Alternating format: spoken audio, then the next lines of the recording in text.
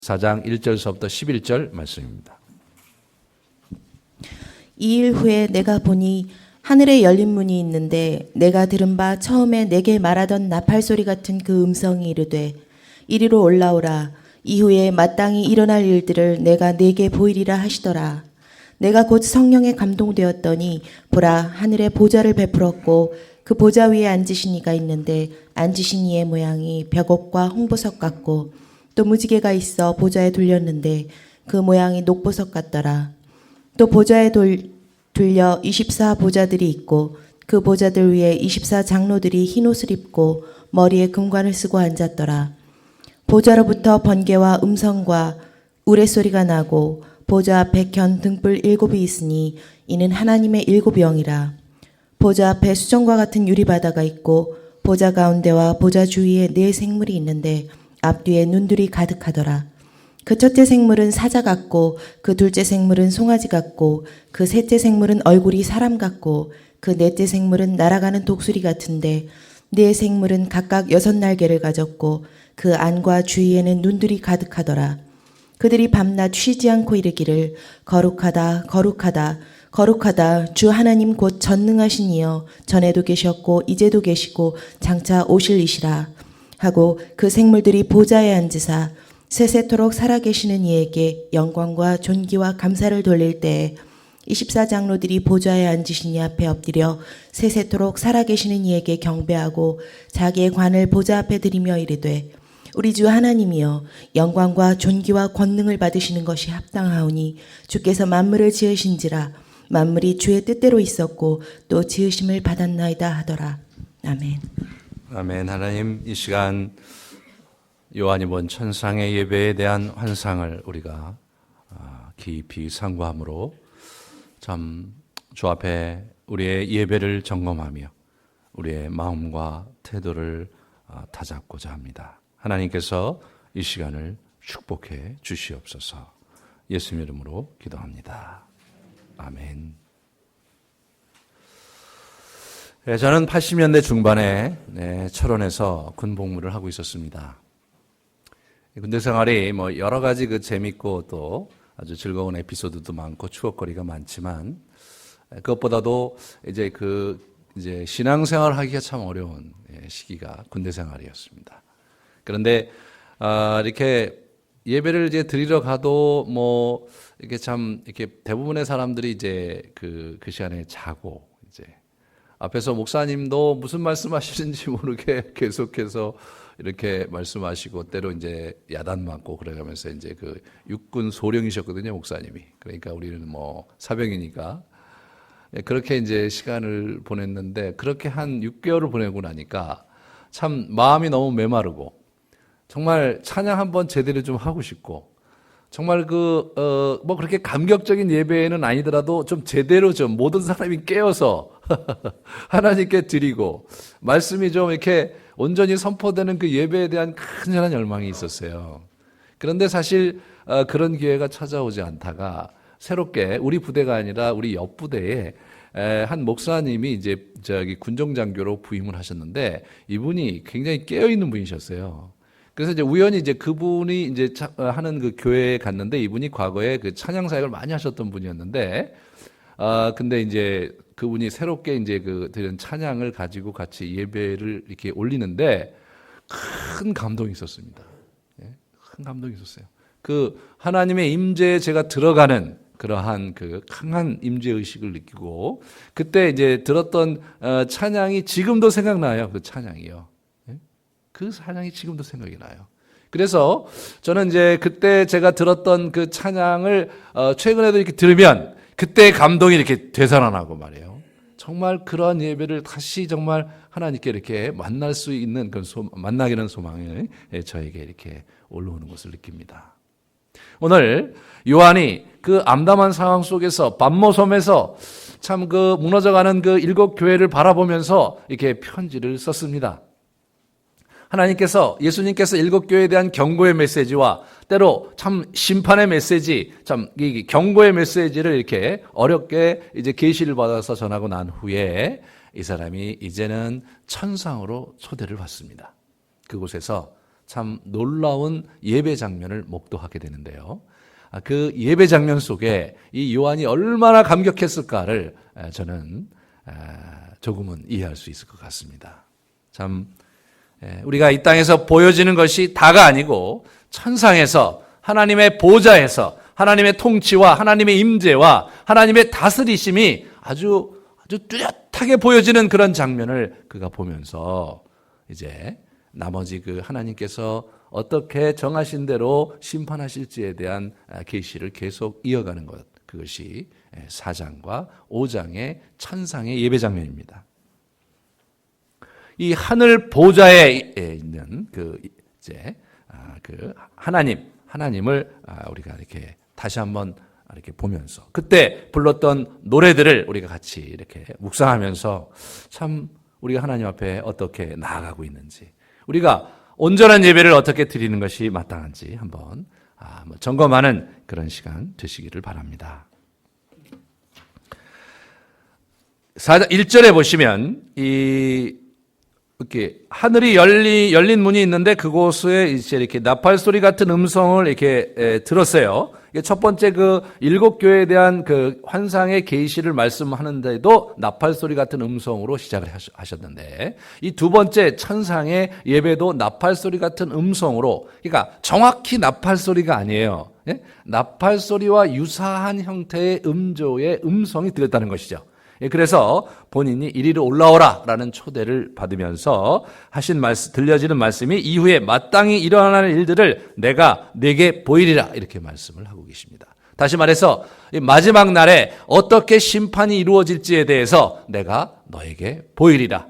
이기는 자에게 여러 가지 그 영원한 생명과 둘째 사망의 그 해를 입지 않게 하고 나의 보좌에서 함께 왕노릇하면서 나의 나라를 함께 다스리게 하겠다는 그런 축복과 약속을 이기는 자에게 주시겠다는 그 약속을 주신 예수 그리스도께서 이제 마지막 날에 그 심판이 어떻게 이루어질지에 대해서 보여주기 위해서 먼저 초대한 것이 천상의 예배였습니다.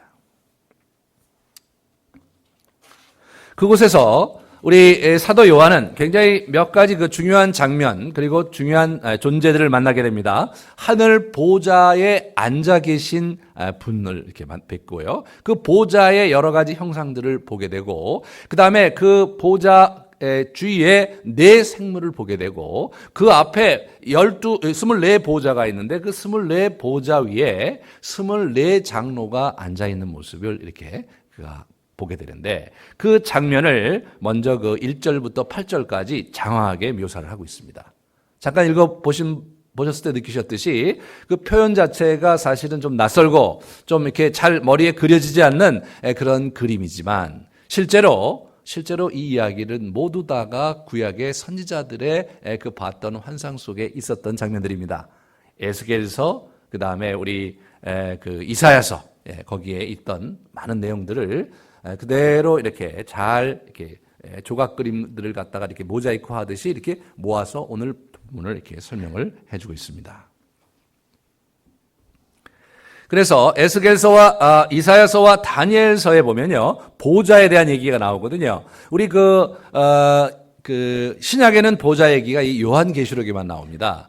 그런데 이 보좌 이야기를 할 때 구약의 에스겔, 다니엘, 그리고 우리 그 이사야 선지자가 봤던 보좌의 그림이 이제 있는데요. 그 보좌 그림을 가지고 그것이 하나의 조각 그림이라면 그것이 잘 이렇게 형상화돼서 오늘 보좌의 그림을 이렇게 완성하고 있는 것을 보게 됩니다. 이것은 우리 그 요한이 환상을 봤는데 그 환상을 설명해 주는 장면에서 누차 제가 말씀드렸듯이 구약에 있는 그 선지자들이 보았던 그 그림을 가져다가 설명을 하는 거예요. 환상을 더러 보시는 분들은 아시겠지만 자기가 환상을 보고 그걸 사람들한테 설명할 때 단어 선택은 지극히, 또 그 표현의 선택은 지극히 환상을 본 사람에게 있거든요. 그러니까 요한은 자기가 본 환상을 설명해 주는 데 있어서 구약에 있는 그 선지자들이 보았던 그 그림 조각이 만약 있다면 그 그림 조각을 갖다가 설명을 하면서 그 표현을 그대로 이렇게 받아들이면서 설명해 내므로써 연속성 있게 이야기가 진행되고 있는 것을 보여준과 아울러서 자신의 환상이 하나님으로부터 온 것이라는 분명한 증거를 우리에게 보여주고 있는 것입니다. 에스겔서 1장 4절서부터 보시면요. 내가 보니 북쪽으로부터 폭풍과 큰 구름이 오는데 그 속에 불이 번쩍번쩍 빛이 그 사방에 비치며 그 불 가운데 단쇠 같은 것이 나타나 보이고 이렇게 나오면서 보좌 이렇게 근데 술에 있는 움직이는 보좌가 나와. 이 폭풍 가운데 움직이는 보좌가 이렇게 나옵니다. 그것이 에스겔의 환상이었습니다. 다니엘은 내가 보니 왕좌가 높이고 옛적부터 항상 계신 이가 좌정하셨는데 그의 옷은 희기가 눈 같고 이렇게 나옵니다. 그래서 이 다니엘이 본 것은 옛적부터 항상 계시니 우리 8절에 네 생물이 찬양하는데 보시면 8절 그 맨 마지막 보면 전능하신 이여 전에도 계셨고 이제도 계시고 장차 오실리. 그것은 출애굽기 3장에 나는 스스로 있는 자다라는 말씀을 우리 그 선지자들이 이렇게 그 말씀을 다른 표현으로 바꿔서 많이 이렇게 호칭을 했는데 우리 누굽니까? 요한도 이제 이렇게 알파와 오메가요, 처음이요, 나중이고 시작과 끝이요. 예? 어제도 있었고 오늘도 있었고 내일도 있으니 이런 식으로 이제 표현을 하시는 그 분이거든요. 그 분이 이제 보좌에 앉으신 것으로 나옵니다. 그러므로 이 보좌의 그림에서 그 보좌에 앉으시는 누구냐? 앉으신 이는 여호와 하나님이시죠. 네? 다니엘서에 그렇게 나왔으니까. 그러니까 오늘 본문에 여호와 하나님이시라는 여호와의 이름이 한 번도 나오질 않습니다. 하지만 그 그림을 가만히 이렇게 이제 살펴보면서 그것을 다니엘서와 에스겔서와 그리고 이사야서를 가만히 이렇게 비추어 보면 이게 여호와 하나님을 얘기하는 것이구나를 알 수 있도록 그렇게 이렇게 묘사를 하고 있는 거죠.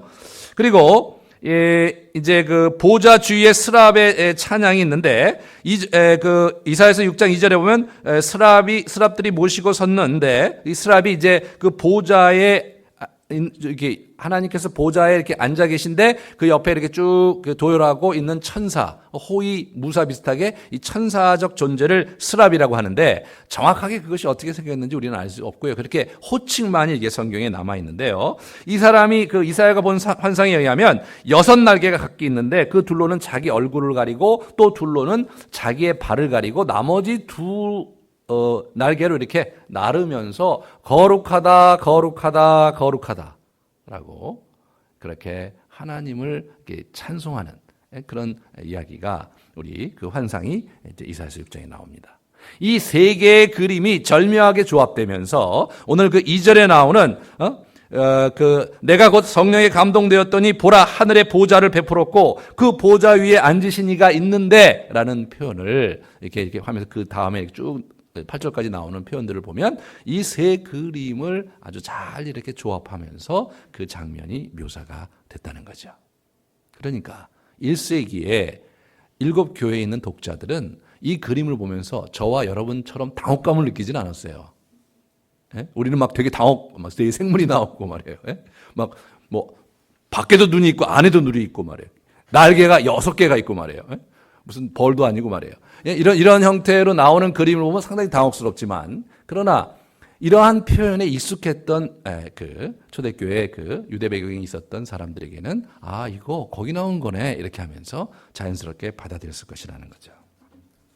그런데 이 보좌에 앉으신 이가 보면요. 11절의 그 차장 내용을 보면 우리 주 하나님께서 영광과 존귀와 권능을 받으시는 것이 합당하오니 그분이 그런 영광과 존귀를 받으시기에 합당하신 분이 거기 좌정하고 계시다는 얘기를 하는데 이 합당하다는 분은이라는 이 표현은요.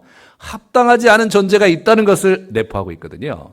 실제로 하늘 보좌에 좌정하시고 앉아 계신 그 분은 찬양받으시기에 합당할 분인데 실제로 이제 나중에 요한기록 뒤편에 나온 데 보면 용의 보좌가 나와요. 사단의 보좌가 나오고요. 거기에서도 권세가 나오고 그래요.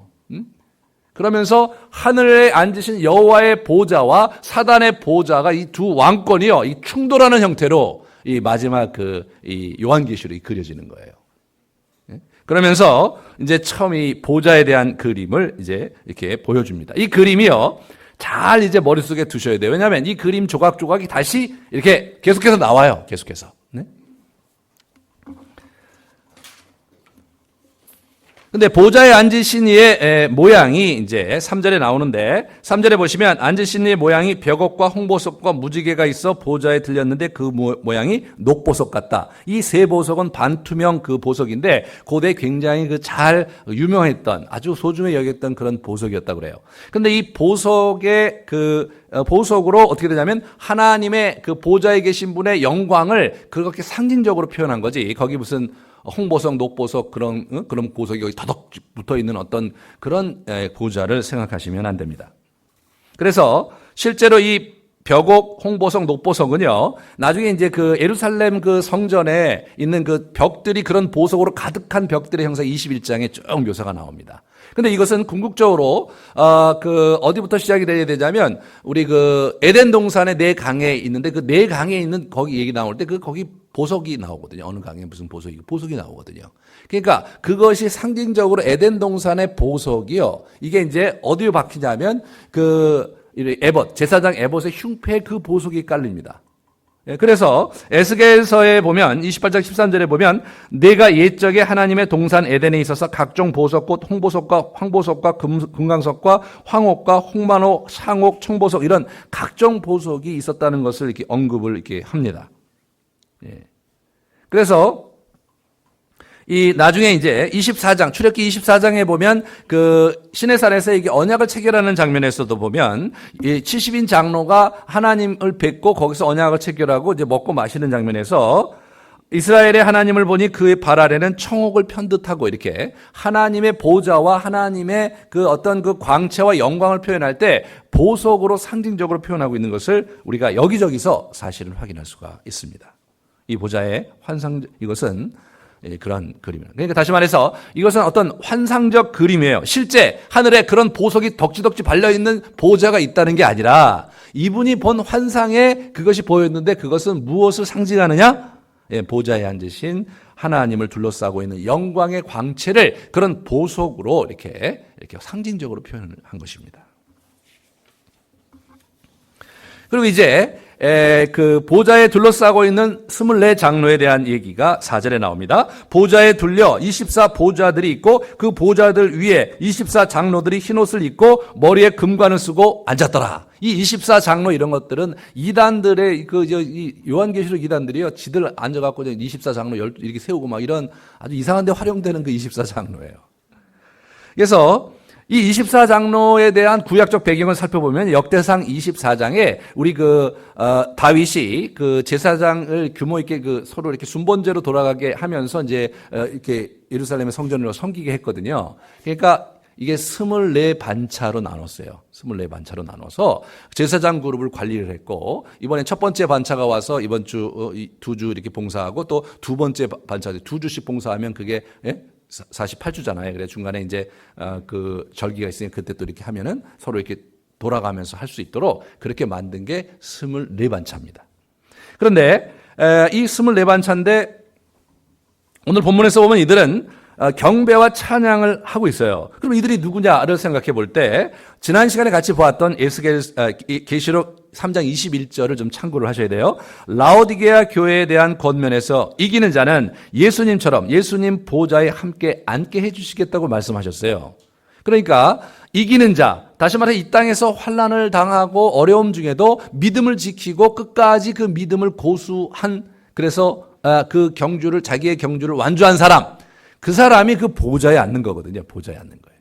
그러니까 이 보좌에 앉은 사람들은 이 땅에서 하나님의 그 믿음을 아주 그 믿음의 경주를 완성했고 그래서 정말로 특별히 그 선택받아서 이렇게 관을 쓰고 있거든요. 관을. 마치 그 달리기 경주하는 사람이 우승을 했을 때 관을 썼듯이 그런 관을 이 사람이 쓴 사람들로 이렇게 나온 거죠. 그래서 흰옷을 입고 머리에 금관을 썼거든요. 예? 지난번에 말씀드린 흰옷은 뭡니까?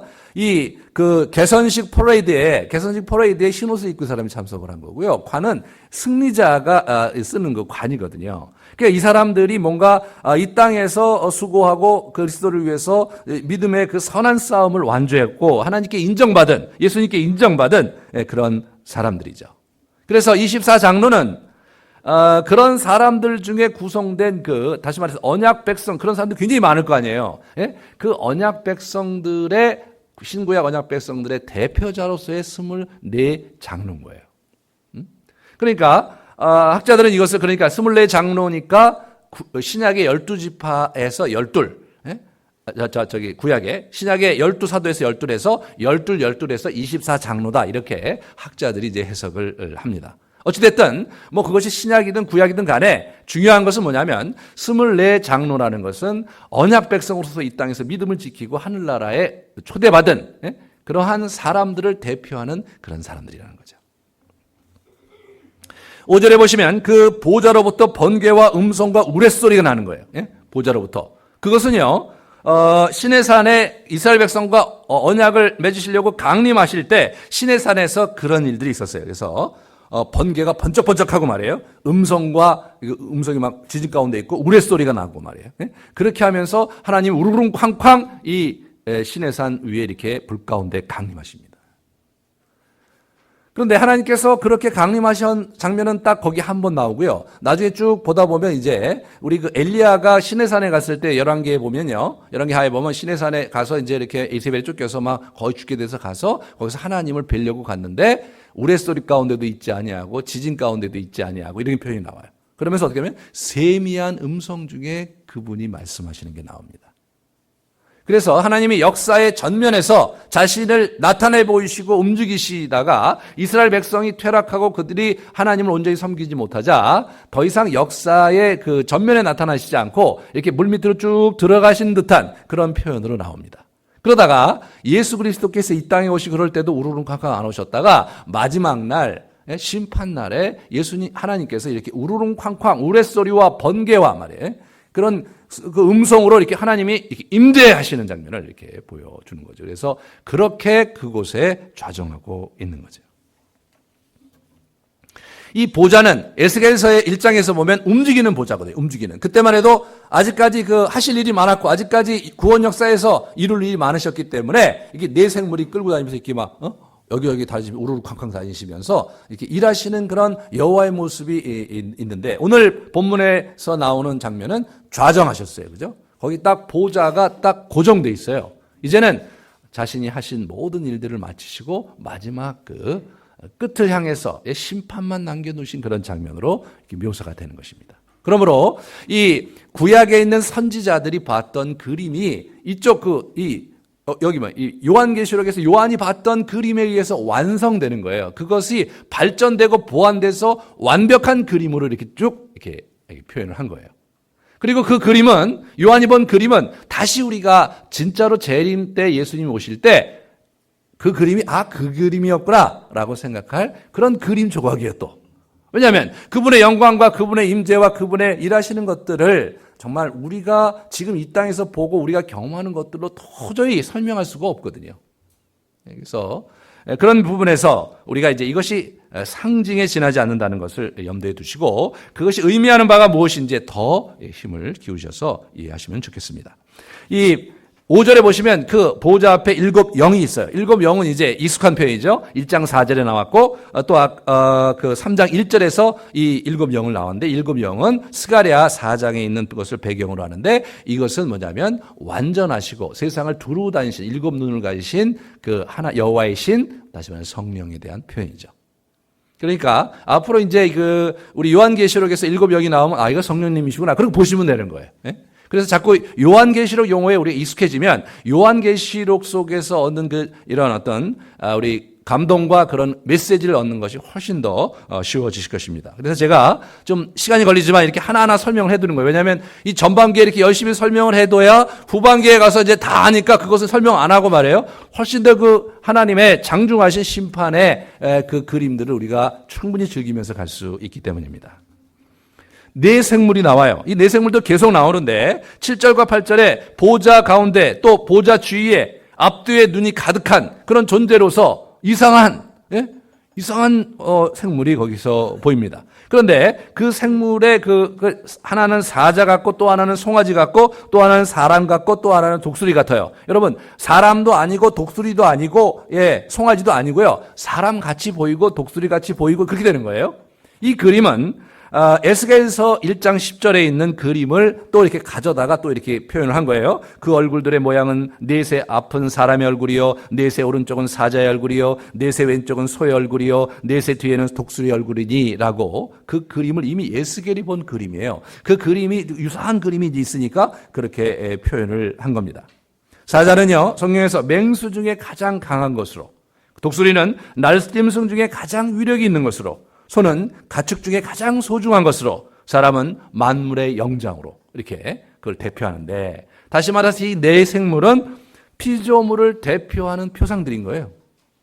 피조물 전체를 대표하는 상징적인 생물 네 생물이 있는 거예요. 그들은 6개의 날개와 안과 주위에 눈이 가득해 있어요. 안과 주위에 눈이 막 가득해 있어요. 그럼 뭐 6개의 날개 있고 안과 눈이 가득 차 있으면 상상을 해보면 이상한 짐승이 하나 이렇게 생각이 되는데, 그것은 상징이므로 이것이 갖고 있는 의미를 좀 생각해 봐야 되는데, 안과 주위에 눈이 가득하다는 것은 이게 피조개를 감시하고 있다는 거예요, 이 친구들이요. 피조개를. 그래서 못 보는 것 없이 그걸 다 보고 있다는 거예요. 6개의 날개는 뭐냐면, 그것은 어디에 그림을 가져오는 거냐면, 아까도 말씀드렸지만 이사야서 6장의 1절부터 3절에 있는 그림을 가져오려고 그걸 이렇게 쓴 거예요. 이렇게. 그런데 여기서는 이 6개의 날개는 있지만 6개의 날개를 가지고 이제 뭐 2개는 얼굴을 가리고 2개는 뭐 발을 가리고 그런 표현이 전혀 안 나와요.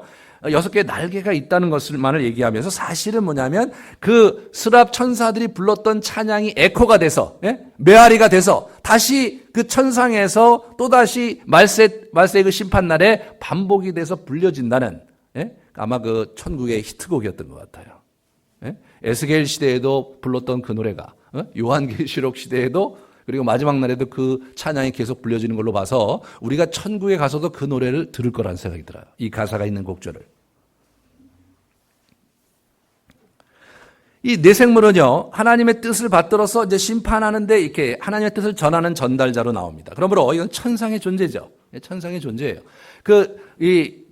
피조개를 대표하는 상징적인 천상의 존재로서의 네 생물입니다. 그러면 이제 8절서부터 11절에 보면 이 생물들, 네 생물의 찬양이 나오고 24장로의 찬양이 거기 이렇게 나옵니다. 먼저 네 생물의 찬양을 이렇게 보시면요, 8절에 네 생물은 각각 6개의 날개를 가졌고 그 안과 주위에는 눈들이 가득하더라. 그들이 밤낮 쉬지 않고 이르는 거예요.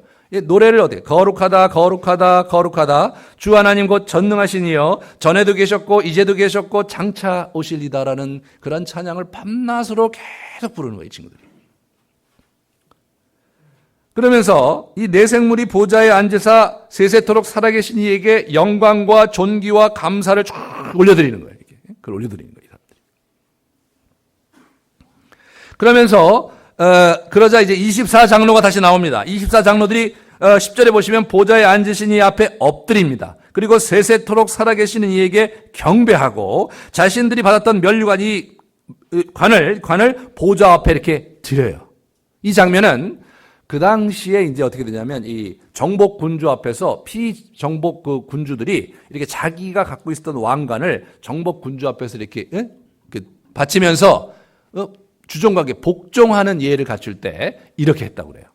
그래서 24장로가 다시 말해서 언약 백성의 대표자들이 마땅히 그분에게 돌려야 될 그 경배와 마땅히 그분에게 돌려야 될 순복을 그런 식으로 상징적으로 표현하고 있으면서 노래가 나오는 거죠. 우리 주 하나님이시여, 영광과 존귀와 권능을 받는 것이 합당하오니. 왜 합당하냐? 그게 그 다음이에요. because가 그 다음이에요. 뭐냐면 주께서 만물을 지으셨고 만물이 주의 뜻대로 있었고 그리고 또 지으심을 받았나이다. 그래서 만물을 그분이 지으셨을 뿐만 아니라 만물이 그의 뜻대로 움직이고 지금까지 움직이고 계시고 다시 또 만물을 지으셨다를 반복하면서 만물을 지으시고 만물을 자기의 뜻대로 다스리고 계신 분이기 때문에 마땅히 그분에게 영광과 존귀와 권능이 돌아가야 된다는 거예요. 합당하도다. 영광과 존귀와 권능을 받으시기에 합당하도다. 그분이 온 땅을 지으시고 온 우주를 지으시고 그분이 그 뜻대로 그 온 우주와 온 땅과 온 생물을 움직이시고 그리고 그의 뜻대로 그 모든 것들을 지으셨던 분, 그러므로 마땅히 그분이 그 존경과 영광과 존귀를 받으시기에 합당하다. 이 영광과 존귀를 누가 가로챘느냐? 악한 영인 사단이 그것을 가로챈 것이죠. 그래서 사실 이 세상이 이렇게 정말 어그러지고 문제가 많고 여러분과 제가 정말 고통과 신음 속에 우리의 영혼이 방황하게 된 그 사건이 바로 그것입니다. 이것이 요한이 본 예배예요.